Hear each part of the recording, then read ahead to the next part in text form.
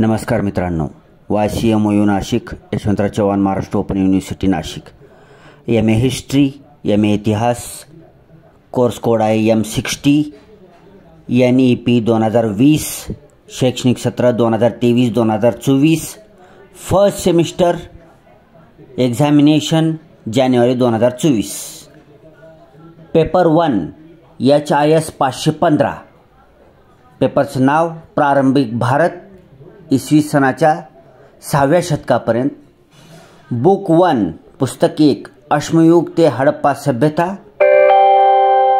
Chapter 4 घटक क्रमांक 4, घटक क्रमांक 4 हडप्पा सभ्यता प्रगत काळ. ह्याच्या अगोदर आपण 3 घटक पाहिले आहेत. घटक क्रमांक 1, 2, 3 ते तिन्हीचे व्हिडिओ आपल्या चॅनलच्या प्लेलिस्टमध्ये MA history, M60 e books YCMOU त्याच्यामध्ये सेव्ह केलेले आहेत. त्या प्लेलिस्टमध्ये जाऊन चॅनलच्या बघायचं आहे तुम्हाला MA हिस्ट्री फोल्डरमध्ये. आणि नॉर्मल दिनांक वाईज तर तुम्हाला मिळून जाते चॅनलवर, दिनांक दररोज अपलोड केल्याप्रमाणे.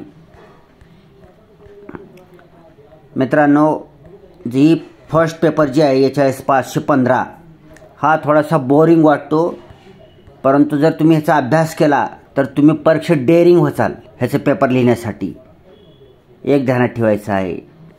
सारखं समान संकल्पना दिसतील तुम्हाला ह्याच्यामध्ये, पण त्याला बोर नाही व्हायचं. आपल्याला डेअरिंग बनायचं आहे. त्याच्यामुळे ह्याचा अभ्यास करणं भागच आहे तुम्हाला पास व्हायचं असेल. आणि इतिहास हा पहिलीपासून लाईफ टाईम कधी बी कुठेही शिकवला जातो, त्याच्यामुळे अतिशय इम्पॉर्टंट सब्जेक्ट आहे हा. त्याच्यामुळेच मी व्हिडिओ बनवायला घेतलेला आहे. पहिल्या इतिहास डिग्रीलाही आहे, पोस्ट ग्रॅज्युएशनला बी आहे. इतिहासचा टीचर बनू शकता तुम्ही. तर त्याच्यापैकी अत्यंत महत्त्वाचा सब्जेक्ट आहे आणि सिलेबस बी खूप चांगला आहे. पुढे जे दुसरे बुक्स आहेत त्याच्यामध्ये सिलेबस थोडा कमी क्लिष्ट आहे, ते जरा क्लिष्ट आहे, सारखं वाटतो. तर आता आपण लगेच चालू करणार आहोत. घटक क्रमांक 4 चॅप्टर 4 हडप्पा सभ्यता प्रगत काळ. आता या अनुक्रमणिका दिलेली आहे. ह्याच्यामध्ये आपण काय काय पाहणार आहोत, उद्दिष्टे पाहणार आहोत, प्रास्ताविक असणार आहे, पुन्हा विषय विवेचन घेणार आहोत आपण. ठीक आहे. विषय विवेचनामध्ये किती आहे तर 8 ही आहेत उपघटक आहेत. पहिला उपघटक आहे संशोधनाचा इतिहास, दुसरा कालक्रम व विस्तार, तिसरा नगररचना व स्थापत्य, चौथा अर्थव्यवस्था, पाचवा लिपी व भाषा, सहावा धार्मिक समजुती व मृतदेहांची व्यवस्था उत्तरक्रिया, सातवा कला, आठवा हडप्पा संस्कृतीचे लोक कोण होते. ठीक आहे. पारिभाषिक शब्द पाहणार आहोत आपण, शब्दार्थ, स्वयमाध्यान प्रश्नाची उत्तरे, सारांश, सरावासाठी स्वाध्याय, अधिक वाचनासाठी पुस्तके. 4.0 म्हणजे चॅप्टर 4 आहे म्हणून ही मेन मुद्दा असेल. 4.0 उद्दिष्टे. या घटकाच्या अभ्यासानंतर आपणास हडप्पा संस्कृतीचे वैशिष्ट्ये समजतील. हडप्पा सभ्यतेच्या संशोधनाच्या प्रमुख टप्प्यांचा आढावा घेता येईल. हडप्पा सभ्यतेची नगररचना व स्थापत्याचा अभ्यास करता येईल. अर्थव्यवस्था, लिपी व भाषा, धार्मिक समजुती व मृतदेहांची उत्तरक्रिया, कला, जीवन इत्यादी बाबी समजून घेण्यास मदत होईल. 4.1 प्रास्ताविक पाहणार आहोत आपण. उपलब्ध पुराव्यांच्या आधारे इसवी सन पूर्व 2700 ते 2600 या काळात वेगाने सांस्कृतिक बदल घडून आले आणि नागरी संस्कृतीचा उदय झाला. थोड्या काळात 5 महानगरी सिंधू सरस्वतीच्या खोऱ्यास उदयास आली. याबरोबरच अनेक छोटी शहरे, मोठी गावे, छोटी खेडी या महानगरांशी जोडलेली होती. हडप्पा सभ्यतेचा पाया शेतीवर व पशुपालनावर आधारित भक्कम अर्थकारणावर घातला गेला आणि नागरी संस्कृतीचा चेहरा विविध वस्तूंचे उत्पादन व व्यापारावर आधारित होता. पश्चिम आशियाशी व्यापारास सुरुवात साधारणतः इसवी सन पूर्व 3000 मध्ये झाली होती. सुरुवातीस तो लहान प्रमाणावर होता, परंतु इसवी सन 2600 नंतर त्यात वाढ झाली आणि इसवी सन पूर्व 2500 ते 2200 या काळात तर तो शिगेला पोहोचला होता. नागरी हडप्पा काळातील सारी सुबत्ता, भरभराट या परदेशी व्यापारावर अवलंबून होती. हकरा, सोटी, कोटदिजी या आद्य हडप्पायुगीन ताम्रपाषाण संस्कृतीवर आधारित प्रगत काळातील नागरी हडप्पा संस्कृती उदयास आली. 4.2 विषय विवेचन. इसवी सन पूर्व 28 ते 2000 या काळात जवळजवळ 1 लाख चौरस मीटर भूभागावर हडप्पा सभ्यता पसरलेली होती. जगातील नागरीकरणाच्या इतिहासात ही वैशिष्ट्यपूर्ण ठरली. शहरांच्या नियोजनात केवळ उच्च किंवा शासक वर्गाचाच विचार केला होता असे नाही, तर मध्यम व निम्न वर्गासाठीही प्रभागांचे व त्यातील घरे, पाणीपुरवठा, सांडपाणी याचे नियोजन केलेले दिसून येते. जगाच्या इतिहासात दुसऱ्या कोणत्याही समकालीन नागरी संस्कृतीत अशी व्यवस्था दिसून येत नाही. लेखनाचा पुरावा असलेल्या मुद्रा, विशिष्ट प्रकारची मातीची व कांस्याची भांडी, कौशल्यावर आधारित विविध उत्पादन करणारे उद्योगधंदे, व्यापार ही या कालखंडाची वैशिष्ट्ये आहेत. 4.2.1 संशोधनाचा इतिहास. इसवी सन 1826 साली चार्ल्स मेसन नावाच्या इंग्रज सैन्याधिकाऱ्याने लाहोर ते मुलतान या प्रवासाच्या दरम्यान हडप्पा नावाच्या गावाजवळील पांढऱ्या मातीच्या टेकडीवर प्राचीन अवशेषांची नोंद केली, परंतु हे प्रागैतिहासिक आहेत याची त्याला कल्पना नव्हती. त्यानंतर 1831 अलेक्झांडर बर्न्स यानेही इथले प्राचीन अवशेष पाहिले, परंतु त्यांना देखील या गोष्टीची कल्पना आली नव्हती. पुढे 1862 साली भारतीय पुरातत्व सर्वेक्षणाचे पहिले सरसंचालक जनरल अलेक्झांडर कॅनिंगहॅम याने सर्वप्रथम हरप्पाच्या या पांढऱ्या मातीच्या टेकडीवर थोडेसे उत्खनन केले. तेव्हा त्याच्याबरोबर असलेल्या मेजर क्लार्क याला सर्वप्रथम अशी एक भाजक्या मातीची मुद्रा मिळाली की ज्यावर एका वशिंड विरहित बैलाची आकृती व सोबत काही अगम्य अक्षरे होती. मात्र त्यावेळी कॅनिंगहॅमची ही मुद्रा भारताबाहेरच्या एखाद्या संस्कृतीची असावी अशी समजूत झाली होती. 1920 ते 1922 या काळात भारतीय पुरातत्व सर्वेक्षणाचे सरसंचालक जॉन मार्शल यांच्या नेतृत्वाखाली दयाराम साहनी यांनी हरप्पा येथे व राखलदास बॅनर्जी यांनी मोहेंजोदारो येथे उत्खननास सुरुवात केली. त्यानंतर NG मुजुमदार यांनी सिंध विभागात ठिकठिकाणी संशोधन व उत्खनन करून या संस्कृतीच्या अनेक वसाहती शोधून काढल्या. मार्शल यांनी त्यांचे विभागात ठिकठिकाणी संशोधन व उत्खनन करून या संस्कृतीच्या अनेक वसाहती शोधून काढल्या. मार्शल यांनी त्यांचे संशोधन लंडन इलस्ट्रेटेडमध्ये प्रसिद्ध केले व भारतीय सभ्यतेचा इतिहास ख्रिस्तपूर्व 3000 वर्ष इतका मागे नेऊन ठेवला आणि हाच शोध एका महान आणि प्राचीन भारतीय संस्कृतीच्या शोधाचा प्रारंभ ठरला. पुढे राव बहादूर KN दीक्षित यांनी मोहेंजोदारो तर माधव स्वरूप वत्स यांनी हडप्पा येथे उत्खनन चालू ठेवले. 1922 नंतरच्या काही दशकात हडप्पा संस्कृतीच्या अनेक स्थळांचा शोध लावण्यात आला. त्या काळातील अशा काही स्थळांची नावे म्हणजे दाबरकोट, चंदूहडो, आमरी, लोहुमजोदडो, नोक्र, जोशा दिंजाई, पन्नीवाही, अलीमुदार, गाजीशाह इत्यादी होय. ही सर्व स्थळे सिंधू नदीच्या खोऱ्यात मिळाल्यामुळे साहजिकच याला संस्कृतीला सिंधू संस्कृती असे नाव सार्थपणे देण्यात आले होते. 1947 साली भारत व पाकिस्तान ही दोन स्वतंत्र राष्ट्रे अस्तित्वात आली. त्यावेळेस मोहेंजोदारो, हरप्पा व चंदूहडो ही सर्व हडप्पा सभ्यतेची निगडीत पुरास्थळे पाकिस्तानात गेली.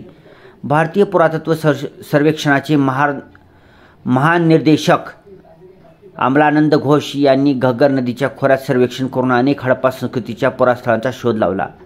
जगतपती जोशी व SR राव यांनी गुजरातमध्ये या संस्कृतीशी निगडीत अनेक स्थळांचा शोध लावला. यात गुजरातमध्ये राव यांनी लोथल, जोशी यांनी सुरकोटडा, M.K. ढवळीकर यांनी कुंतासी, ग्रेगरी पोशेल यांनी रोजडी व रवींद्रसिंग बिश्त यांनी धोलावीरा येथे केलेली उत्खनने महत्त्वाची ठरली आहेत.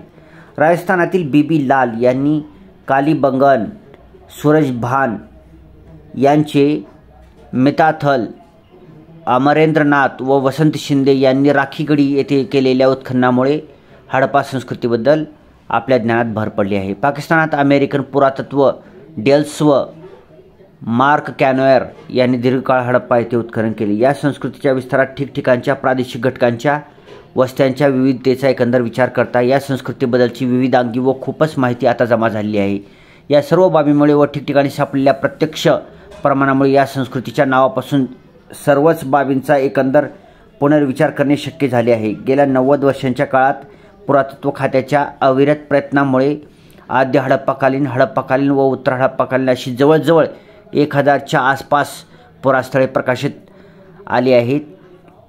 विशेष म्हणजे यातील जास्तीत जास्त ठिकाणी प्राचीन सरस्वती नदीच्या परिसरातील आहेत. या कारणामुळे काही पुरातत्व शास्त्रज्ञ आता या संस्कृतीचा उल्लेख सिंधू सरस्वती संस्कृती असा करीत आहेत. परंतु पुरातत्वशास्त्रातील संस्कृतीचे नामकरण करण्याच्या पद्धतीनुसार प्रकाशात आलेल्या पहिल्या पुरास्थळाच्या नावाने संस्कृतीचे नामकरण केले जाते. त्यामुळे येथे हडप्पा संस्कृती हे नामाभिधान योग्य ठरते. 4.2.2 कालक्रम व विस्तार.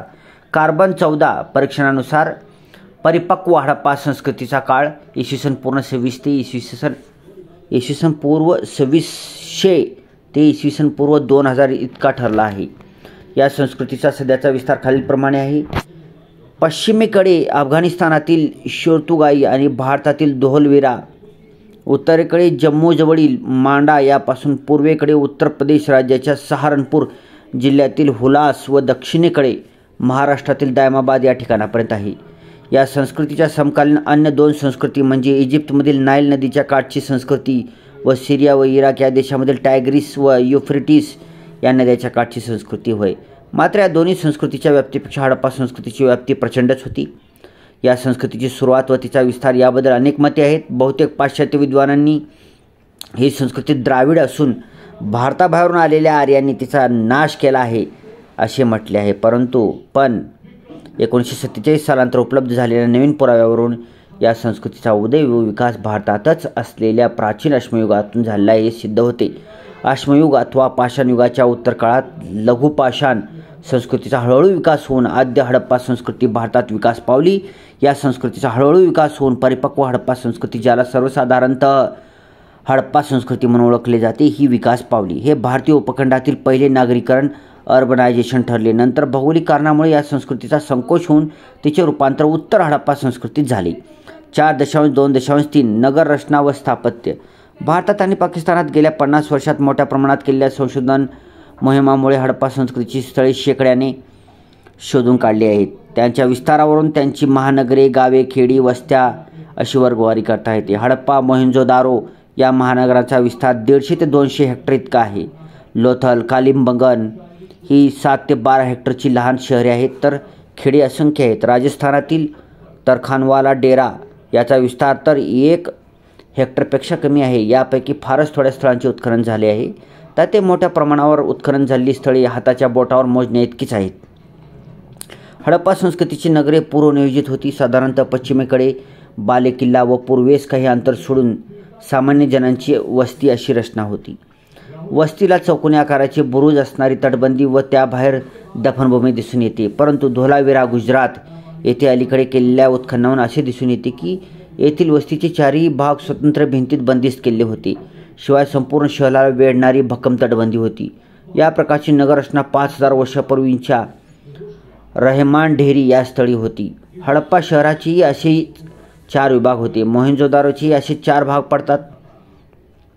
शहरातील रस्ते पूर्व, पश्चिम आणि दक्षिणोत्तर एकमेकांना काटकोनात छेदून जाणारे होते. त्यांची रुंदी सर्वसाधारणपणे 30 फूट 10 मीटर होती. लहान गल्ल्या बोळही होती. घरांचे मुख्य दार गल्लीतून असे. सर्व घरी कच्च्या व पक्क्या विटांची बांधली जात. या लोकांनी अत्यंत प्रमाणबद्ध विटा वापरात आणल्या. त्यांचे प्रमाण 4:2:1 म्हणजे 40 गुणिले 20 गुणिले 10 सेंटीमीटर, लांबी गुणिले रुंदी गुणिले जाडी असे होते. सिंधू पूर्व काळात 3:2:1 या आकाराच्या विटा वापरात आल्या. त्यावरून 4:2:1 हे प्रमाण पुढे निर्माण झाले. अलीकडील काळात झालेल्या संशोधनामुळे हडप्पा संस्कृतीच्या नगररचनेवर नवीन प्रकाश पडला आहे. पूर्वी सिंधू संस्कृतीची माणसे नवीन ठिकाणी गेली की ती शहर रचनेची तयार प्रत घेऊनच जात असा समज होता. ह्या वस्त्या मोहेंजोदारो व हडप्पाच्या धर्तीवर बांधण्याचा प्रयत्न केला होता असाही गैरसमज प्रचलित आहे. हे मात्र खरे की नगररचनेची काही मूलभूत तत्त्वे व घटक समान होते, परंतु प्रत्येक शहराची रचना निराळी होती. नगररचनेच्या योजनेत साम्य असले तरीही प्रत्येक नगराची स्वतःची वेगळी ओळख होती.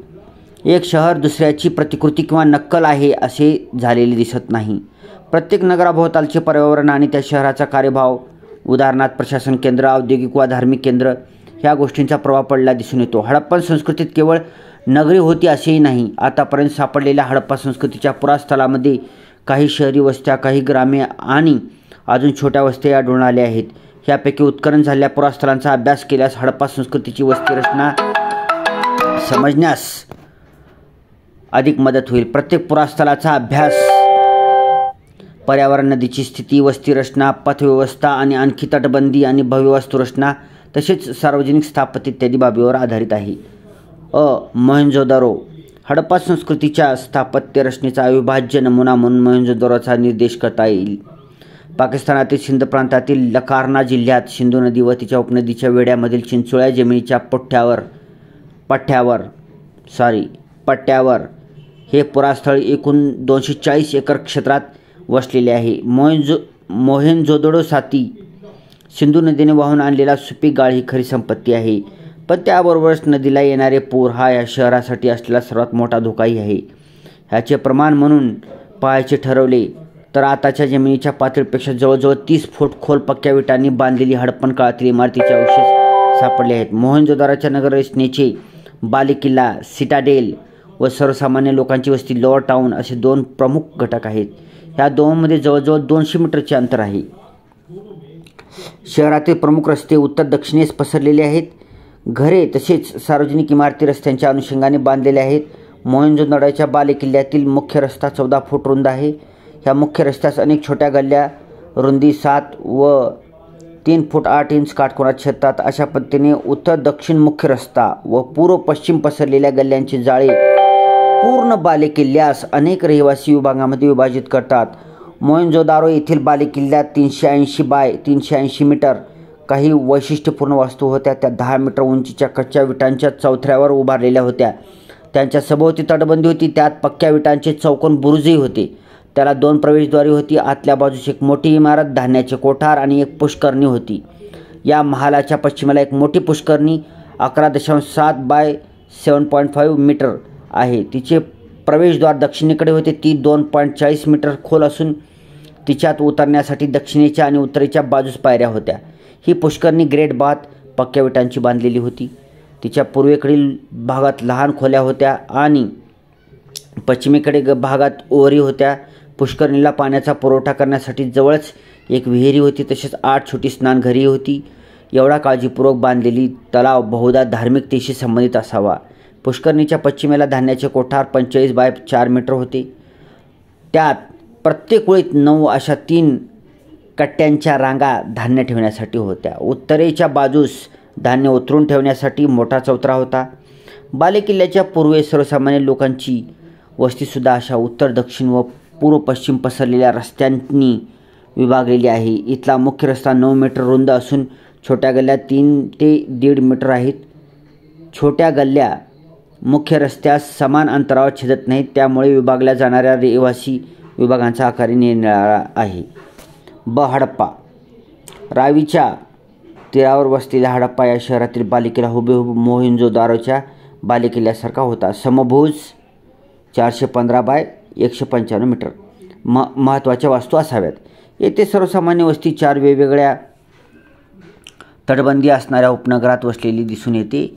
येथे इंग्रजी एल आकाराप्रमाणे बालेकिल्ला व उपनगरांची रचना आहे. येथील धान्याचे कोठार बालेकिल्ल्याच्या बाहेर उत्तरेस नदीजवळ होते. धान्य बहुधा होड्यातून आणले जात असावे. कोठाराचा पाया पक्क्या विटांचा बांधलेला होता. कोठाराची 2 भागांत विभागणी केलेली होती. त्यांच्या मधोमध जाण्या येण्यासाठी रस्ता 7 मीटर रुंदीचा होता. आत 15 बाय 7 मीटरची 6 दालने होती. त्यांच्या दक्षिणेस बालेकिल्ल्याजवळ कामगारांना राहण्यासाठी खोल्या होत्या. प्रत्येकी 2 खोल्यांचा एक गट असे 15 गट होते. त्या प्रत्येकापुढे ओहरी होती. त्यांच्या सभोवती भिंत होती. धान्य सडण्यासाठी, कुटण्यासाठी, पेट करण्यासाठी जवळच कट्टे बांधलेले होते. ते गोल आकाराचे असून त्यांचा व्यास साधारणपणे 3 मीटर असे.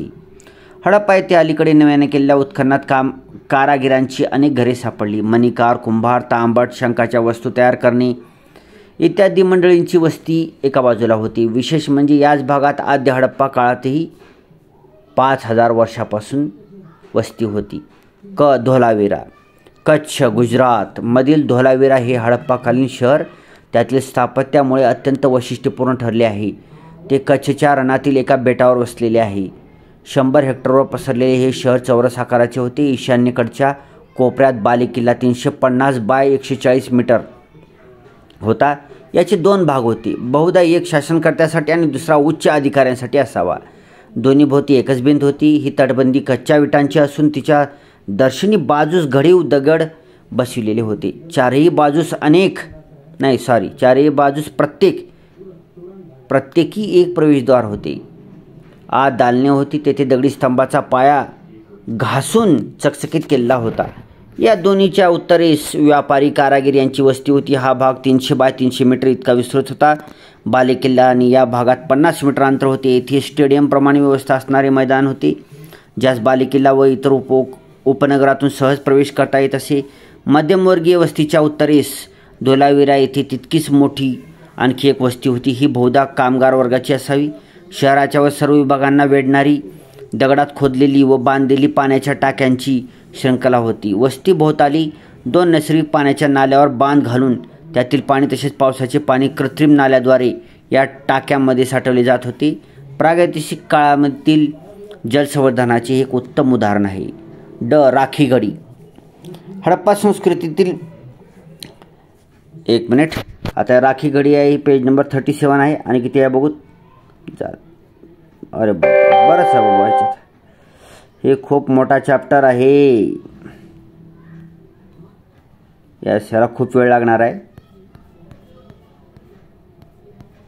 यस, मोठा चॅप्टर आहे, धडाई मोठा आहे. चला 37वर आलो आपण परत.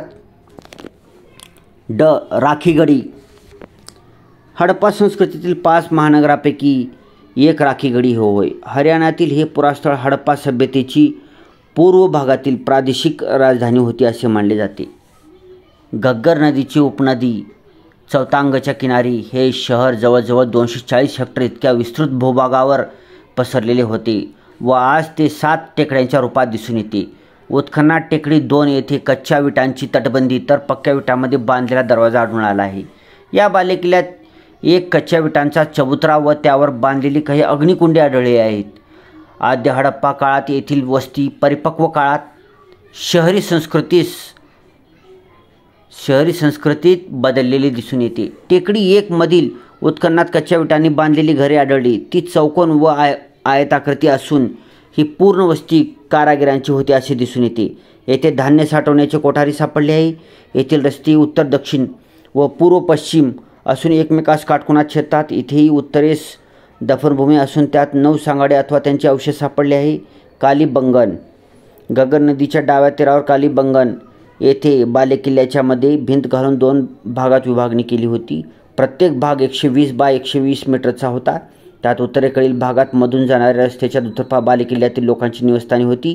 हा रस्ता वायव्येकडे असलेल्या प्रवेशद्वाराकडे गेलेला होता. या उलट दक्षिणेकडील भागात निवासस्थाने नव्हती तर कच्च्या विटांनी बांधलेली काही कट्टे होती. एकमेकाला लागून 7 अग्निकुंडे होती. ती आकाराने लंब गोलाकार असून त्यांच्या कडा भाजून पक्क्या झाल्या होत्या. बालेकिल्ल्यातील अग्निकुंडे खड्डे खोदून बनवलेली होती. त्यात मध्यभागी एक मातीचा गोळा भाजून पक्का झालेला बसविलेला होता. त्याच्या भोवती राख, कोळसा आणि त्रिकोणी आकाराच्या भाजक्या मातीच्या वड्या होत्या. ती विटांनी बांधून काढलेली होती. त्यावरून शासनकर्त्याच्या धार्मिक समजुतीची कल्पना येते. या अग्निकुंडाच्या पूर्वेस एक दक्षिणोत्तर पक्क्या विटांची भिंत बांधलेली होती. पश्चिमेकडच्या भागात एक मोठा रांजण जमिनीत अर्धा पुरलेला होता. त्यात राख आणि कोळसा होता. जवळची एक विहीर होती. तिला लागून स्नानासाठी विटांचे बांधलेले चौथरे होते. तेथून सांडपाणी बाहेर जाण्याची व्यवस्था होती. कालिबंगन येथील सामान्य जनांची वस्ती 360 बाय 240 मीटर भूभागात वसलेली होती. त्याभोवती तटबंदी होती. ही वस्ती आखीव योजनाबद्ध होती. मुख्य रस्ते एकमेकाला काटकोनात छेदून जात. असे 5 रस्ते दक्षिणोत्तर आहेत. 3 रस्ते पूर्व पश्चिम होते, परंतु त्यापैकी फारच थोड्या भागाचे उत्खनन झाले आहे. लहान मोठे रस्ते प्रमाणबद्ध होते. त्यांची रुंदी 1.80, 3.60, 8.50 आणि 7.20 मीटर अशी होती. लोथल. गुजरातमध्ये अहमदाबादपासून 80 किलोमीटर दक्षिणेस लोथल या गावी हडप्पा संस्कृतीशी संबंधित 4,500 वर्षापूर्वीच्या बंदराचे उत्खनन केले गेले आहे. आता ते समुद्रकिनाऱ्यापासून 8 किलोमीटर आत आहे. चौकोनी आकाराच्या 280 बाय 225 मीटर या नगरीला मातीची तटबंदी 12 मीटर रुंद होती. त्यात आग्नेयेच्या बाजूस बालेकिल्ला होता. तो साधारणतः चौरस आकाराचा 125 बाय 120 मीटर सुमारे असून त्याच्या आतील इमारती कच्च्या विटांच्या चौथऱ्यावर बांधलेल्या होत्या. या नगरास लागूनच एक आयताकृती पाण्याचा कृत्रिम तलाव मिळाला आहे. डॉक्टर राव ज्यांनी हे उत्खनन केले त्यांच्या मते हा डॉकयार्ड होता, तर काही विद्वानांच्या मते हा गोड पाणी साठवण्याचा तलाव आहे. लोथल येथील उत्खननातही कारागिरांची घरे सापडली आहेत. ठीक आहे. बनावली. हरियाणातील बनावली या नगराची रचना पूर्णपणे निराळी होती. चौकोनी आकाराच्या या नगरीत बालेकिल्ला वेगळा नसून लोथलप्रमाणे शहराचा एक भाग होता. तो धनुष्याकृती असून त्यात रस्ते आणि काही इमारती होत्या. येथील रस्ते एकमेकास काटकोनात छेदणारे नव्हे तर मध्यापासून सर्व दिशांना जाणारी होती. या व्यतिरिक्त अनेक छोट्या गावांच्या व शहरांच्या उत्खननामुळे हडप्पाकालीन वसाहत रचना समजावून घेण्यास मदत झाली आहे. सिंधमधील चंदुहारो हे तसे लहान गाव, परंतु उद्योगधंद्याचे ते केंद्र होते. मणी तयार करण्याचा कारखाना सापडला, परंतु त्याहून महत्त्वाचे म्हणजे सिंधू संस्कृतीच्या मुद्रा येथे तयार केल्या जात. तसेच वजनी मापेही बनवित असत. कच्छच्या रणात सुरकोटडा येथील वस्तीचे 2 भाग होते. दोन्ही चौरस आकाराचे 65 बाय 65 मीटर. एकात बालेकिल्ला, दुसऱ्यात राहण्याची घरे. दोन्ही भागांना स्वतंत्र प्रवेशद्वारे होती. कच्चा माल, शंख, मण्यांसाठी मौल्यवान दगड, हस्तिदंत इत्यादी साठवून ठेवण्यासाठी व्यापाऱ्यांनी भक्कम संरक्षणयुक्त छोट्या वस्त्या उभ्या केल्या. कुंतासी येथे अशीच एक औद्योगिक वसाहत होती. 1.5 हेक्टरवर पसरलेली ही वसाहत म्हणजे दुहेरी दगडी तटबंदीच्या आत वसलेले उद्योग केंद्र होते. पूर्वेकडे राहण्याची घरे, उत्तरेस वसाहत प्रमुख आणि इतर महत्त्वाच्या व्यक्तींची निवासस्थाने, पश्चिमेकडे कुंभाराच्या भट्ट्या, मणिकार, तांब्याची हत्यारे काम करणाऱ्यांच्या खोल्या, शिवाय साठवणीची सोय अशी ही अत्यंत वैशिष्ट्यपूर्ण वस्ती होती. कच्चा माल आसपासच्या भागात उपलब्ध असल्यामुळे तेथेच वस्तू तयार करणे सोयीस्कर होते. शिवाय बंदर असल्यामुळे निर्यात करणेही सोपे जाई. जामनगरजवळ नागेश्वर येथे फक्त शंखाच्या वस्तू तयार करण्याचा कारखाना होता. घरे. हडप्पा संस्कृतीच्या लोकांची घरे अत्यंत वैशिष्ट्यपूर्ण होती. घर मुख्य रस्त्यावर असले तरी प्रवेशद्वार बोळातून असे. उत्तर भारतात उन्हाळ्यात धुळीची वादळे होतात, त्यामुळे घरात उष्ण हवा आणि माती येते. हे टाळण्यासाठी घराचे मुख्य दार बोळात असे. तसेच खिडक्या अतिशय छोट्या असत. घरे चौसोपी असून मध्ये मोठा चौक आणि त्याच्या चारही बाजूस सोपे असत. या पद्धतीची घरे जुन्या वाड्यासारखी होती. चौक मोठा असल्यामुळे घरात हवा खेळती राही व उजेडही भरपूर असे. घरात लहान मोठ्या खोल्या होत्या. 10-12 खोल्यांची घरेही होती. त्याबरोबर 2-3 मजली घरेही होती. घरातील जमीन चोपून टणक केलेली असे. कालीबंगन येथे घराची जमीन मातीच्या लाद्याची केलेली होती. मातीच्या लांब रुंदी लाद्या तयार करून त्यावर नक्षी कोरून काढीत. त्या एक प्रकारे आपल्या टाईल्ससारख्या असत. घरामध्ये एका खोलीत आणि काही ठिकाणी अंगणात सुद्धा चूल असे. आज जे पंजाबमध्ये घरातून तंदूर दिसतात त्या प्रकारचे जमीन पुरलेले तंदूर या घरातून आढळतात. या रोट्या भाजण्यासाठी तसेच दूध गरम करण्यासाठी केला जात असावा. घरामध्ये एका कोपऱ्यात मोरी असे. त्याची जमीन पक्क्या इटांची असे. घरातील सांडपाणी भाजक्या मातीच्या पाईपमधून बाहेर जात असे. ते बोळातल्या जमिनीखाली एका मोठ्या रांजणात साठवले जाई आणि तेथून हमरस्त्याखालच्या गटाराशी जोडले जाई. विहिरी. सिंधू संस्कृतीच्या नगरातून विहिरी सापडल्या आहेत. मोहनजोदारो येथे 700हून अधिक विहिरी होत्या. बहुतेक विहिरी घरातील एका खोलीत होत्या. विहिरींचे तोंड खूप लहान असे. सर्वात मोठी विहीर 2 मीटर व्यासाची होती आणि सर्वात छोट्या विहिरीचा व्यास 60 सेंटीमीटर होता.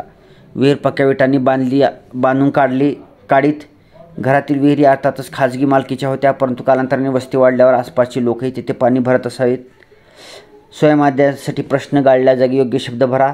हडप्पा संस्कृतीमध्ये पुष्करणी, ग्रेट बाथ डॅश या ठिकाणी आढळून आले आहे. हडप्पा हे शहर डॅश या नदीच्या तीरावर आहे. प्रागैतिहासिक जलसंवर्धनाचे हे एक उत्तम उदाहरण म्हणजे हडप्पा संस्कृतीतील डॅश हे शहर होय. हडप्पा संस्कृतीतील डॅश हे शहर होय. गुजरातमधील डॅश या ठिकाणी हडप्पाकालीन बंदर आढळून आले आहे. डॅश येथे मणी बनवण्याचा कारखाना सापडला आहे. 4.2.4 अर्थव्यवस्था. सिंधू संस्कृती ही प्रागैतिहासिक काळातील एक अत्यंत भरभराटीस आलेली संस्कृती होती. तिची सुबत्ता खूपच मोठ्या प्रमाणावर आणि अत्यंत फायदेशीर असलेल्या परदेशी वापरावर अवलंबून होती. या उन्नत आर्थिक स्थितीचा भक्कम पाया शेतीचा होता. तत्कालीन शेतकरी कोणत्या प्रकारचे धान्य पिकवत होता, ही धान्य पिकवण्यास केव्हा सुरुवात झाली, ती मूळची आपली किंवा बाहेरून आपल्याकडे केव्हा आणि कशी आली, ते आता आपल्याला जाणून घेता येते. शेती कशी करीत असावेत, सिंचनाची सोय, शेतीची अवजारे, नांगरे इत्यादी आणि सर्वात महत्त्वाचे म्हणजे तत्कालीन पर्यावरण, पर्जन्यमान, दुष्काळ यांचा अभ्यास करणे आता शक्य झाले आहे. इतकेच नव्हे तर कालीबंगन येथील उत्खननात आता एक सिंधू पूर्व काळातील 5000 वर्षापूर्वीचे नांगरलेले शेत सापडले आहे. शेती. प्राचीन स्थळांच्या उत्खननात धान्य सापडते. याचे कारण त्या काळी धान्य दगडी पाट्यांवर वरवट्याने वाटून त्यांची पीठ केली जाई. ते करण्यापूर्वी धान्यातील पाण्याचा अंश शक्य तितका कमी करण्यासाठी ते भाजून घेत. भाजताना काही धान्यकण अधिक भाजले जाऊन त्यांचा कोळसा होत असे. निवडताना ते टाकून दिले जात. हे कोळसा झालेले धान्य हजारो वर्ष टिकून राहते. उत्खनन करताना ते वेचून गोळा करता येते. पुरावनस्पतीशास्त्रज्ञ ते कोणते धान्य आहे याची ओळख पटवू शकतात. आपल्याकडे जुन्या परंपरा शतकानुशतके टिकून असल्यामुळे कोणते धान्य खरीपाच्या हंगामातले आणि कोणते रब्बी हे सांगता येते. निरनिराळ्या प्रकारच्या धान्याच्या अवशेषावरून दुबार पीक घेत होते किंवा कसे यासंबंधी आडाखे बांधता येतात. हडप्पा स्थळांच्या उत्खननात धान्यांचाच नव्हे तर भाजीपाला, फळे यांचाही पुरावा मिळाला आहे. यावरून या संस्कृतीच्या आर्थिक उन्नतीमागे त्या काळातील प्रगत शेती होती हे दिसून येते. ही शेती फार थोड्या काळात भरभराटीस आली. याचे मुख्य कारण म्हणजे सिंध पंजाबमधील अत्यंत सुपीक गाळवट जमीन. पश्चिमेकडे सिंधू आणि पूर्वेकडे सरस्वती, हल्लीची घग्गर या 2 महानद्यांच्या प्रदेशात प्रामुख्याने या संस्कृतीचा विस्तार होता. दरवर्षी सिंधू आणि तिच्या उपनद्या रावी, सतलज, चिनाब, बियास, झेलम हिमालयात उगम पावतात. त्यांना वर्षातून 2दा पूर येतो, एकदा पावसाळ्यात आणि दुसरा उन्हाळ्यात. हिवाळ्यातील बर्फ वितळल्यावर. पुरामुळे मैदानी प्रदेशात आल्यावर त्यांच्या दोन्ही किनाऱ्यावर वाहून आलेला गाळ पसरला. डाळिंब, खजूर ही फळेही होती. अलीकडे द्राक्षाच्या बियाही सापडल्या आहेत. मोगरा आणि पारिजात या फुलांचा पुरावा आहे. कापसाची लागवड हडप्पा पूर्व काळात 6000 वर्षापूर्वी मेहरगड येथे झालेली दिसून येते. परिपक्व हडप्पा काळात अनेक पुरास्थळावरून कापडांचे तुकडे सापडले आहेत. निळी तसेच मेहंदीचाही पुरावा आहे. उत्खननात कालीबंगन, राजस्थान येथे एक शेत सापडले आहे. त्याच्या नांगरणीच्या खुणा आजच्या नांगरण्याच्या पद्धतीप्रमाणे आहेत. बनावली येथे नांगराच्या प्रतिकृतीही अलीकडे सापडल्या आहेत. हडप्पा, मोहेंजोदारो आणि इतर नगरांतील मोठाली धान्याची कोठारांच्या आकाराहून शेती ऊर्जितावस्थेत होती हे दिसते. लोकांकडून धान्याच्या रूपात कर वसूल करून ते साठवण्यासाठी ही मोठाली कोठारे आवश्यक असावीत.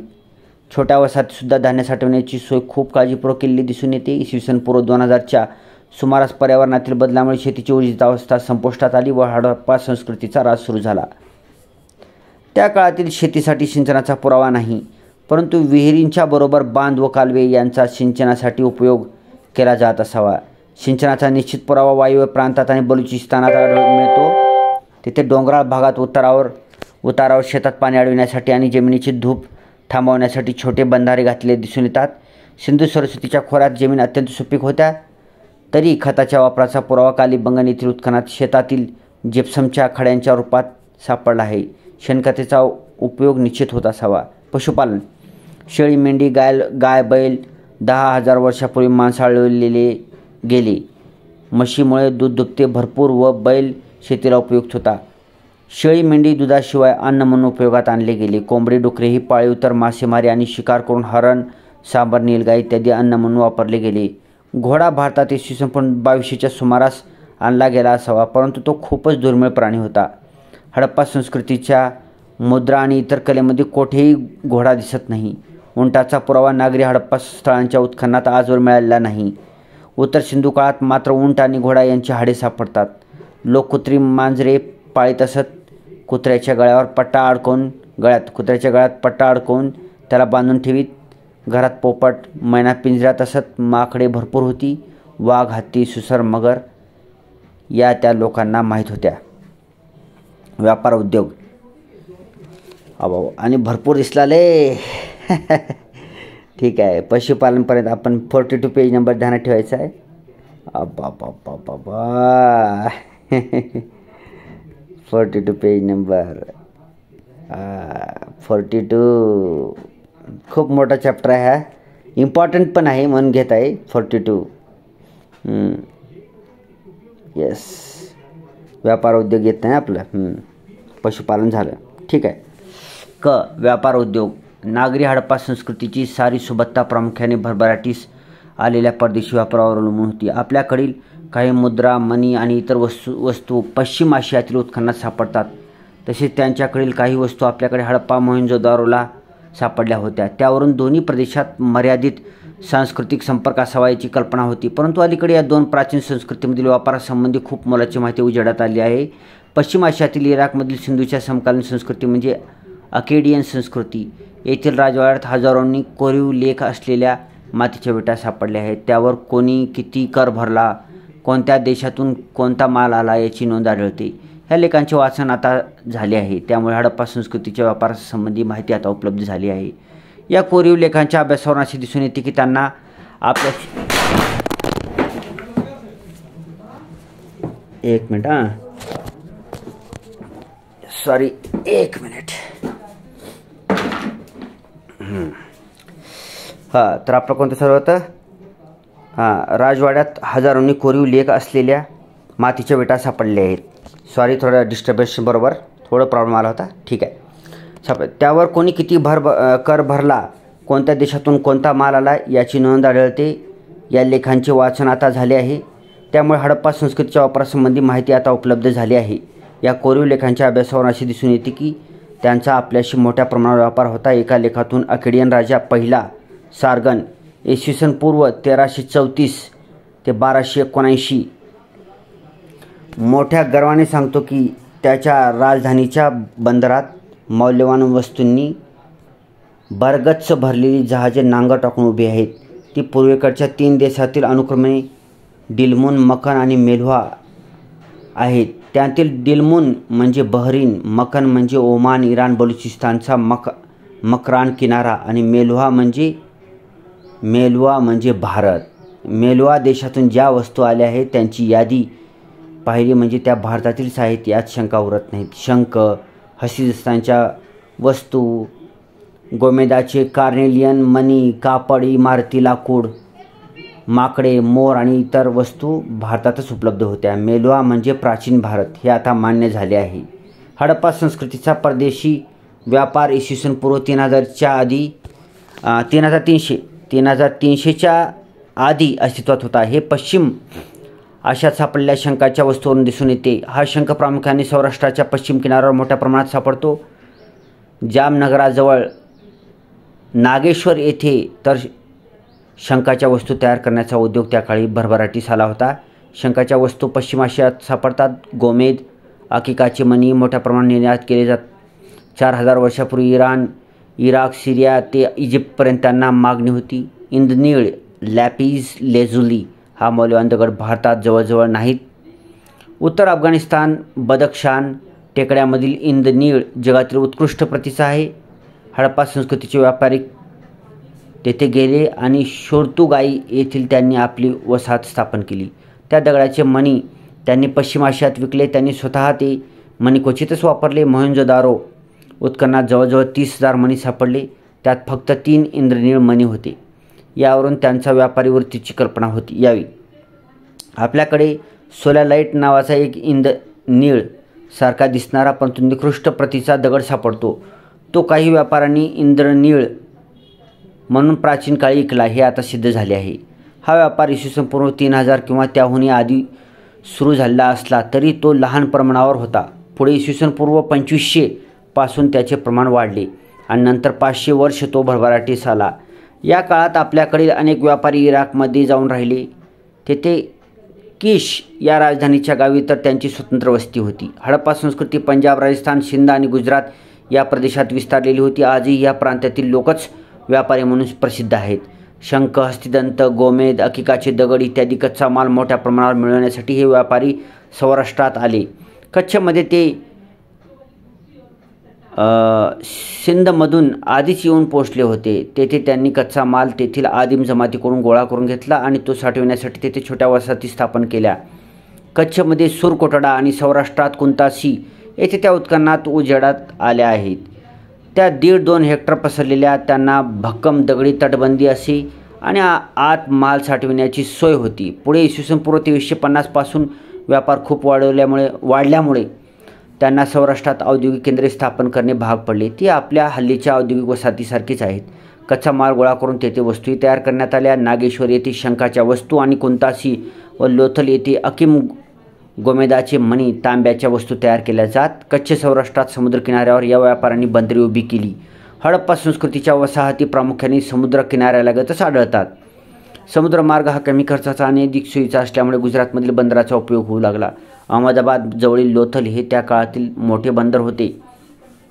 भारताच्या परदेशी व्यापाराची सुरुवात टोगाव संस्कृतीच्या कालखंडात इसवी सन पूर्व 4500 ते 3800 या काळात झाली. शेजारचे इराण, अफगाणिस्तान आणि मध्य आशियातील देशांनी त्या काळी व्यापार सुरू झाला. शंखाच्या वस्तू, टर्कॉईज या मौल्यवान दगडाचे मणी इत्यादींची निर्यात सुरू झाली. नंतरच्या काळात ज्यावेळी नागरी सिंधूचा उदय झाला त्यावेळी त्याची झपाट्याने वाढ झाली आणि इसवी सन पूर्व 2300 ते 2200 या काळात तर्तुशिगेला पोहोचला होता. 4.2.5 लिपी व भाषा. सिंधू लिपी वाचण्याचे आजवर जगभरातल्या अनेक विद्वानांनी प्रयत्न केले, परंतु त्यापैकी कोणाचेही वाचन मान्य झाले नाही. सिंधू लिपीतील लेख एकतर फार छोटे आहेत, ते मुद्रांवर प्रामुख्याने आढळतात, खापरावर आणि तांब्याच्या लहान पट्ट्यावर काही आहेत. बहुसंख्य लेख 5 ते 6 चिन्हांचे आहेत. या उलट क्युनिफॉर्म आणि इजिप्शियन भाषेतील लेख मोठाले आहेत. त्यामुळे सिंधू लिपीतील एक चिन्ह म्हणजे केवळ एक अक्षर नसून पूर्ण संकल्पना असावी, असे विद्वानांचे मत आहे. इजिप्शियन हायरोग्लिफिक मध्ये असाच प्रकार आहे आणि चिनी भाषेतही तीच पद्धत आहे. सिंधू लिपीतील एकूण लेख 3000 आहेत. त्यापैकी 1814 मुद्रांवर आढळतात आणि बाकीचे खापरावर आणि इतर वस्तूंवर आहेत. मुद्रा व्यापारांच्या असाव्यात असे लोथ येथील पुराव्यावरून वाटते. येथील गोदामात मुद्रांचे ठसे मातीच्या गोळ्यावर उमटविलेले होते. माल कापडात बांधून त्यावर बांधलेल्या दोरीच्या गाठीवर हे गोळे लावलेले होते. तेव्हा त्यांचा ताईत म्हणूनही दंडात बांधण्यासाठी किंवा गळ्यात घालण्यासाठी उपयोग होत असावा. हडप्पाकालीन मुद्रा आकाराने चौरस आहेत.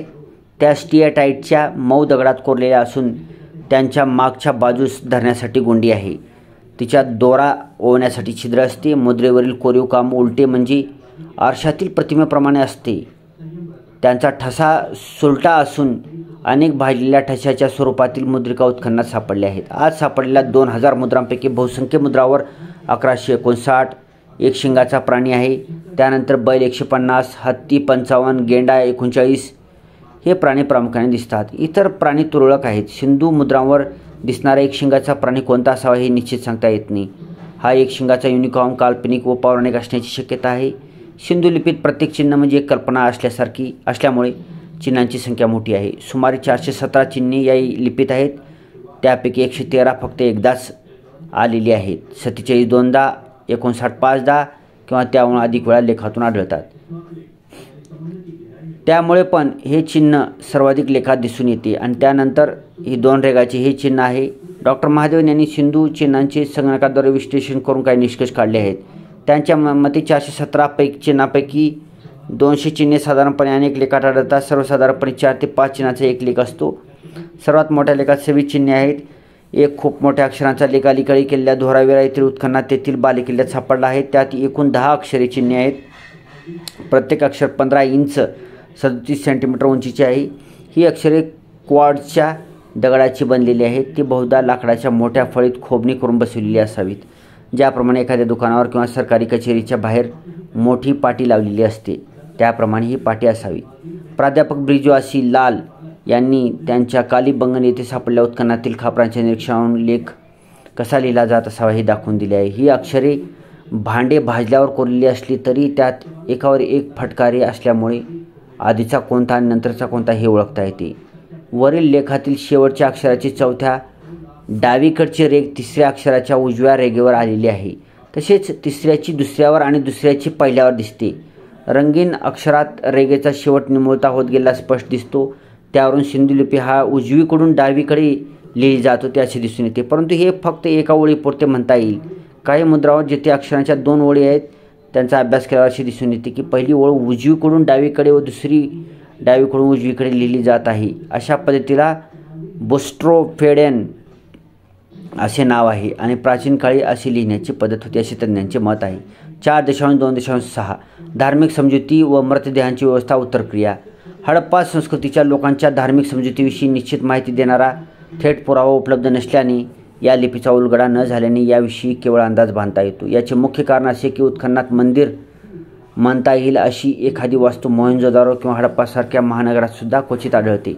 मूर्ती अनेक सापडतात, परंतु त्या लोकांच्या धार्मिक समजुतीशी किती निगडीत होत्या हे निश्चित सांगता येत नाही. हडप्पा स्थळांच्या उत्खननात अनेक भाजक्या मातीच्या स्त्री मूर्ती सापडतात, परंतु त्या मोहेंजोदारो आणि हडप्पा येथे सापडल्या. राजस्थान, हरियाणा, गुजरातमध्ये त्या अभावानेच आढळतात. त्यावरून त्या काळी निरनिराळ्या प्रदेशात धार्मिक समजुतीमध्ये फरक असावा असे दिसते.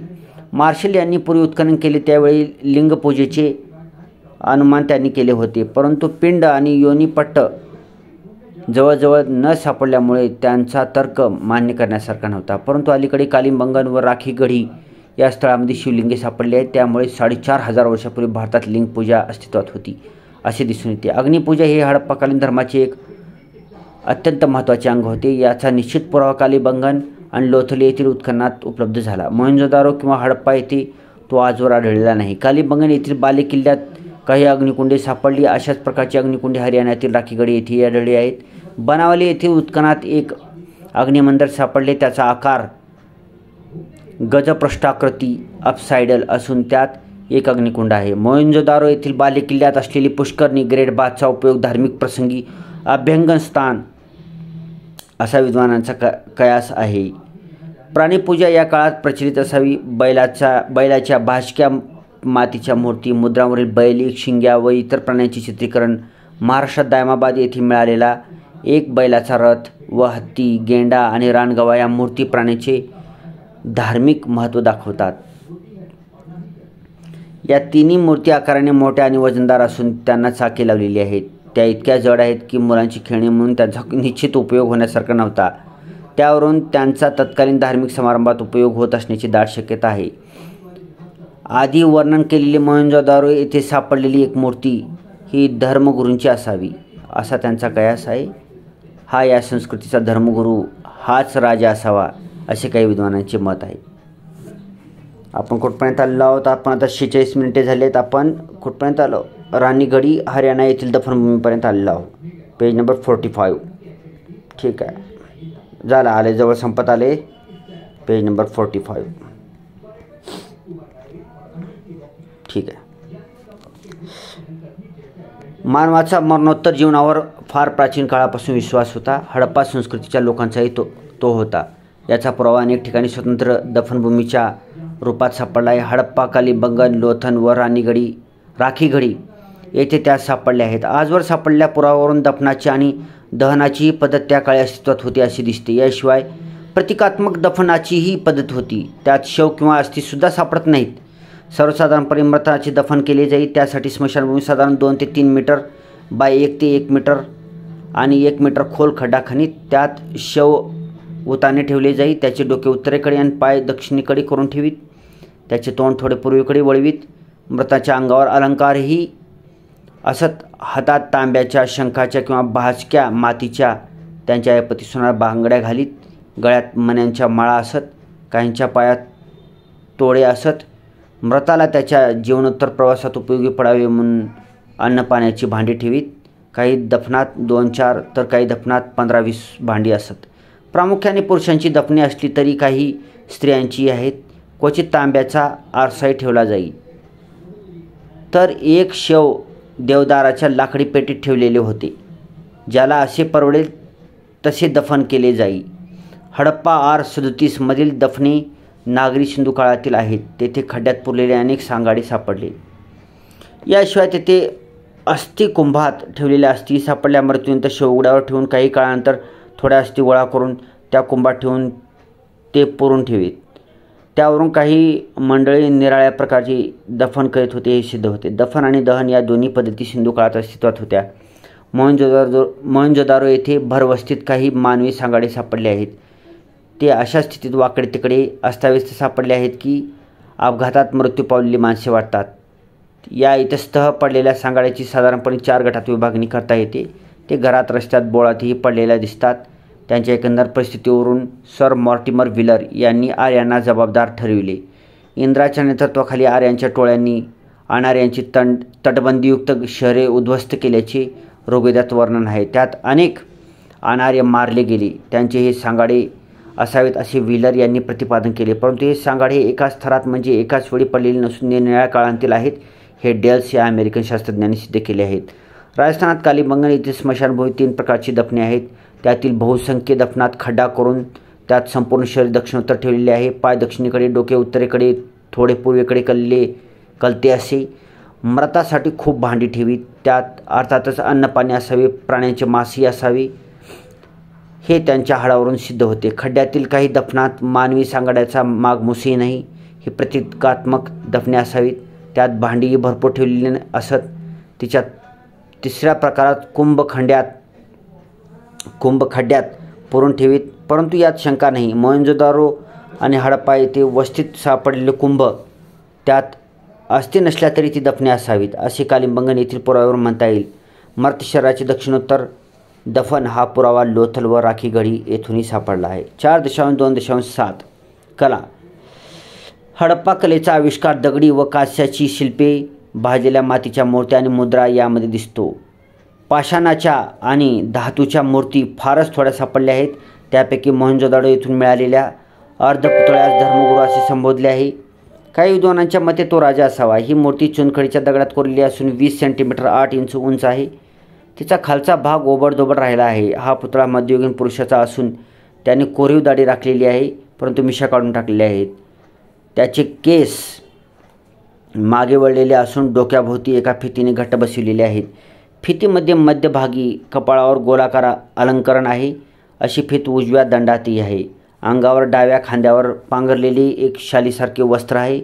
त्यावर 3 पाकळ्यांच्या फुलांची नक्षी कोरलेली आहे. डोळे अर्धवट मिटलेले असून नाक थोडे मोठे असून त्याचा खालचा भाग फुटलेला आहे. खालचा ओठ जाड आहे आणि तोंडाचा थोडा भाग खराब झाला आहे. दुसरे महत्त्वाचे शिल्प तांबड्या दगडात कोरलेले आहे. हे हडप्पाच्या उत्खननात तेथील धान्याच्या कोठाराजवळ सापडले.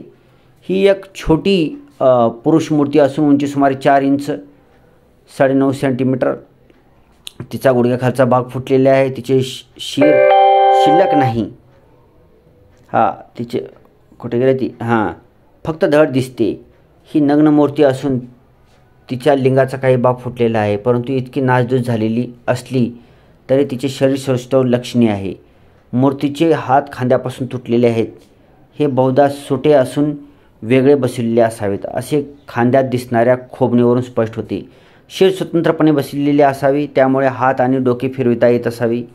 मनुष्याकृतीची नैसर्गिक हाताळणी या शिल्पाचे वैशिष्ट्य आहे, जे या कालखंडात दुर्मिळ आहे. ऐतिहासिक काळात लोहानीपूर येथून मिळालेल्या कायोत्सर्ग मुद्रेतील जैन प्रतिमेशी या शिल्पाचे साम्य लक्षणीय आहे. मोहनजोदारो येथून मिळालेले एक ब्रांझचे शिल्प एका स्त्री नर्तकीचे आहे. ही सुमारे 4.5 inch 10.8 centimetre lost wax process तंत्राने बनविलेली आहे. प्रथम मातीची मूर्ती तयार करून वर मेणाचे आवरण चढवितात. त्यावर आणखी पुन्हा माती थापवतात. नंतर त्यात धातूचा वितळलेला रस ओतला म्हणजे मेण वितळून जाते.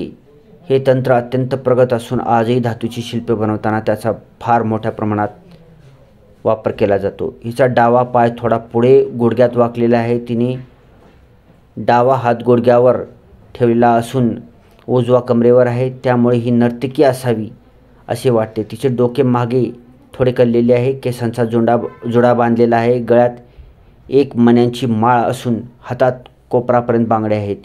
ती पूर्णपणे अनावृत आहे. दायमाबाद जिल्हा अहमदनगर महाराष्ट्र येथे सापडलेला ब्रॉन्झचा रथ सर्वात महत्त्वाचा आहे. तो अत्यंत सुस्थितीत सापडला. त्यातील पुरुष उभा असून त्याची चेहरेपट्टी कालिंबंगन येथे सापडलेल्या भाजक्या मातीच्या माणसासारखी आहे. रथाचे बैल सुरेख घडविलेले आहेत. त्याबरोबर हत्ती, गेंडा आणि रानगवा यांचीही शिल्पे आहेत. हडप्पा कलेचा परमोच्च बिंदू आपल्याला म्हणजे ह्या काळात निर्माण झालेली मुद्रा होय. स्टिएटाईटच्या मऊ दगडात अत्यंत काळजीपूर्वक कोरलेल्या या मुद्रा जगातील सर्वोत्कृष्ट मुद्रा आहेत. साधारण 1.5 इंच लांबी रुंदीच्या या मुद्रा अर्धा इंच जाडीच्या असून त्यांना मागच्या बाजूस गुंडी असते. तिच्यात दोरा ओवण्यासाठी छिद्री असते, त्यामुळे त्यांचा ताईतसारखा उपयोग होत असावा हे उघड आहे. सिंधू मुद्रावर प्रामुख्याने प्राण्यांची चित्रे कोरलेली आहेत. त्यातही निम्म्याहून अधिक मुद्रावर एक शिंगाचा प्राणी आहे. मुद्रावरील सर्वोत्कृष्ट चित्रण बैलाचे आहे. सिंधू मुद्रावर बैल उभा दाखविलेला असतो. तो चांगला धष्टपुष्ट असून त्याच्या वळणदार शिंगे, गळ्याखाली लोंबणारी पोळी, त्याच्या पडलेल्या वळणदार घड्या, उंच अर्धगोलाकृती, वशिंड, शेपूट लांबलचक आणि पिळदार स्नायू यांचे चित्रण तर यथार्थ केलेले आहे. सिंधू मुद्रावर प्राण्यांच्या मानाने मानवी आकृती कमी प्रमाणात आहे. काही मुद्रावर मानव आणि प्राणी दोन्ही आढळतात. पशुपती किंवा शिव महायोगी म्हणून ओळखली जाणारी प्रसिद्ध मुद्रा हे याचे उत्तम उदाहरण आहे. त्यात मध्यभागी एक पुरुष आकृती योगासनात बसलेली दिसते. तिच्या भोवताली चारही बाजूस 4 वर्ण पशु दाखवले आहेत. मानवी आकृतीच्या पायाचे तळवे एकमेकांना जोडलेले दिसतात. या मुद्रा कशा पद्धतीने तयार करीत असत याची कल्पना चंदू हारो येथील अपूर्ण मुद्रावरून करता येते. प्रथम दगडाचा चौरस किंवा चौकोनी, क्वचित गोलही तुकडा कापून त्यावर बारीक छिन्नीने कोरीव काम करीत त्यावर अल्कलीचा लेप दिला जाई. भाजून काढल्यानंतर मुद्रा पक्क्या होत चंदुहारो येथे या 4 मुद्रा तयार करण्याचे काम चालत असे. हडप्पा संस्कृतीच्या स्थळांच्या उत्खननात भाजक्या मातीच्या मूर्ती खूप मोठ्या प्रमाणावर सापडल्या आहेत. या प्रामुख्याने बैल आणि मातृदेवतेंच्या आहेत. मातीच्या चित्रात प्रामुख्याने मानवी आकृती आणि प्राणी आहेत. त्यांतील काही मातृदेवतेची आणि धार्मिक समजुतींशी निगडीत आहेत. बैलांची चित्रेही या प्रकारची असावीत. लहान मुलांच्या खेळण्यात खुळखुळे आणि पशुपक्ष्यांची चित्रे आहेत. बहुसंख्य चित्रे हाताने घडवलेली आहेत आणि काही थोडी साच्यातून काढलेली आहेत. काही चित्रे आतून पोकळ आहेत. चित्रे हाताने घडविल्यावर किंवा साच्यातून काढल्यावर भट्टीत भाजून काढीत. तत्पूर्वी काही वेळा चित्रावर तांबड्या रंगाचा लेप दिला जाईल. त्यावर काळ्या रंगात नक्षी केली जाईल. मानवी आकृती तयार करताना शरीराचे काही अवयव निरनिराळे चिकटलेले दिसतात. मात्र देवतांच्या मूर्तीत तर हे विशेष जाणवते. तिचे डोळे, स्तन हे मातीचे निराळे तयार करून लावले जाईल. तसेच तिच्या गळ्यातील अलंकार, कंबरपट्टा इत्यादी व डोक्याच्या दोन्ही बाजूस असलेले दिवे हे निरनिराळे बनून बसलेले ओळखता येतात. तसेच शिरोभूषणसुद्धा वेगळे दिसते. ही परंपरा सिंधुपूर्व काळात जाते. काही चित्रे घरकामात गुंतलेल्या स्त्रियांची आहेत तर काही पुरुषाची चित्रे योगासनात असल्यासारखी वाटतात. बैलांच्या अंगावर झूल चढवल्याप्रमाणे काळ्या रंगात पट्टे ओढलेले दिसतात. इतर प्राण्यांमध्ये हत्ती, मेंढी, माकड, कुत्रा इत्यादी दिसतात. बैलगाडीची चित्रे आहेत. तिची चाके भरीव असून तिच्या बाजूंनी उभी दांडकी बसवलेली आहेत. हडप्पा संस्कृतीची खापरे उत्कृष्ट प्रतीची असून अत्यंत सुबक घाटदार आहेत. त्यावरील नक्षीकाम कलापूर्ण आहे. नंतरच्या काळात इतकी सुरेख भांडी क्वचितच आढळतात. असा 4.2.8 हडप्पा संस्कृतीचे लोक कोण होते? मानववंशदृष्ट्या हडप्पा संस्कृतीतील लोक एकाच गटाचे दिसतात. पूर्वी याबाबत असे म्हटले जात होते की हे लोक एका विशिष्ट जातीचे रेसचे असावेत. मात्र अलीकडे जनुकीय तपासणीवरून जातीवर आधारित असलेली वर्गवारीची पद्धत आता सर्वत्रच निकालात निघालेली आहे. नवीन संशोधनानुसार शारीरिक विविधतेवरून मानवाची विभागणी विविध जातीत करणे बरोबर नाही आणि यामुळे फक्त भारताबद्दलच नव्हे तर सर्व जगातील जनसमुदायाबद्दलचे पूर्वीचे मत पूर्णपणे बदलण्याची वेळ आलेली आहे. शारीरिक वैशिष्ट्ये ही कुठल्याही एका गटाच्या अथवा जातीच्या समुदायावर आधारित नसतात तर ती व्यक्तिगत वैशिष्ट्ये असतात. यावरून असे दिसते की हडप्पा संस्कृतीतील सर्व लोक एकजिन्सीपणे नांदत होते. नागरी हडप्पा वा सिंधू संस्कृती ही भारतीय उपखंडात नांदलेल्या अनेक संस्कृत्यांमध्ये निरनिराळ्या कारणामुळे वैशिष्ट्यपूर्ण ठरते. केवळ 5000 वर्ष पुरातन आहे म्हणून नव्हे तर भारतीय इतिहास सुमेर, इजिप्त आणि चीन इत्यादी देशांच्या सभ्यता इतकाच जुना आहे म्हणून आणि हडप्पा संस्कृतीच्या सीमा अफगाणिस्तानपासून उत्तर प्रदेशापर्यंत व जम्मू काश्मीरमधील मांडापासून महाराष्ट्रापर्यंत विस्तारलेले आहेत. थोडक्यात ह्या संस्कृतीचे एकेकाळी 10 लाख वर्ग किलोमीटर क्षेत्र व्यापलेले होते. विस्तारित भौगोलिक क्षेत्राबरोबरच आपल्या काळातील सर्वात प्रगत व आधुनिक नगरी सभ्यता म्हणून हडप्पा संस्कृती ओळखली जाते. योजनाबद्ध नगररचना, औद्योगिक क्रांती, आंतरराष्ट्रीय व आंतरदेशीय व्यापाराचे जाळे, वैशिष्ट्यपूर्ण मृद भांडी, कलापूर्ण वस्तू इत्यादी गोष्टींमुळे हडप्पा संस्कृती विशेष ठरते. स्वयंअध्ययनासाठी प्रश्न 2 गाळलेल्या जागी योग्य शब्द भरा. डॅश येथील उत्खननात नांगरलेले शेत आढळून आले आहे. नंबर 2 भारतीय उपखंडात शेती करण्याचा सर्वात जुना पुरावा डॅश येथील उत्खननात मिळाला आहे. डॅश येथून नांगराची प्रतिकृती मिळाली आहे. नागरी हडप्पा संस्कृतीची सुबत्ता प्रामुख्याने भरभराटीस आलेल्या डॅश व्यापारावर अवलंबून होती. अकेडियन साम्राज्याचा राजा पहिला सारगन याने उल्लेख केलेला मेलुहा प्रदेश म्हणजेच डॅश म्हणजेच भारत होय.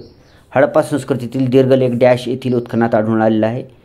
पहिली ओळ उजवीकडून डावीकडे व दुसरी डावीकडून उजवीकडे लिहिण्याच्या पद्धतीला डॅश असे म्हणतात. पारिभाषिक शब्दार्थ कार्बन 14 परीक्षण प्राचीन सजीवांच्या अवशेषांचे काल निर्धारण करण्यासाठी उपयोगात आणली जाणारी ही एक रासायनिक पद्धती आहे. सजीव मृत्यू झाल्यावर C4 कार्बन 14 उत्सर्जित करत असतो. त्यामुळे संबंधित मृत अवशेषांमधील प्राप्त C14च्या प्रमाणानुसार त्याचा कालखंड ठरविता निश्चित करता येतो. या पद्धतीला कार्बन 14 असे म्हणतात. 4.4 स्वयंअध्ययन प्रश्नाची उत्तरे वरी जी स्वयंअध्ययन प्रश्न घेतले तरी रिकाम्या जागा त्याची त्याचं पहिल्याचं उत्तर आहे मोहेंजोदडो, दुसऱ्याचं रावी, तिसऱ्याचं धोलावीरा, चौथ्याचं राखीगडी, पाचव्याचं लोथल, सहाव्याचं चंदूहाडो. 2 मधलं कालीबंगन, मेहरगड, बनावली, परदेशी, भारत, धोलावीरा, बोस्ट्रोफेडन. यस. सारांश. या घटकामध्ये आपण हडप्पा संस्कृतीचा सविस्तर अभ्यास केला आहे. हडप्पा संस्कृतीचा कालक्रम व विस्तार, तसेच या संस्कृतीमधील नगररचना व स्थापत्य याचा अभ्यास करीत असताना आपण या संस्कृतीतील विविध नगरांचा अभ्यास केला आहे. हडप्पा, मोहनजोदडो, कालीबंगन, लोथल, धोलावीरा, राखीगडी, चंदूहाडो इत्यादी शहरांची सविस्तर माहिती आपण घेतली आहे.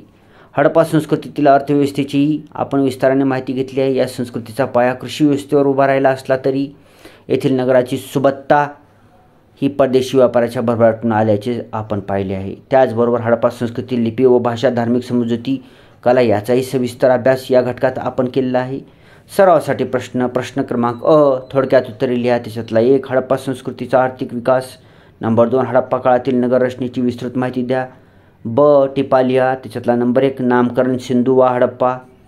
नंबर 2 हडप्पा संस्कृतीच्या संशोधनाची 9 दशके. नंबर 3 हडप्पा संस्कृतीचा भौगोलिक विस्तार. नंबर 4 हडप्पा संस्कृतीतील मुद्रा. नंबर 5 हडप्पा काळातील मृतदेहाची उत्तरक्रिया. 4.7 अधिक वाचनासाठी पुस्तके. आता या अधिक वाचनासाठी पुस्तके आहेत, हे कुठे मिळाली तर वाचा. Thanks for watching.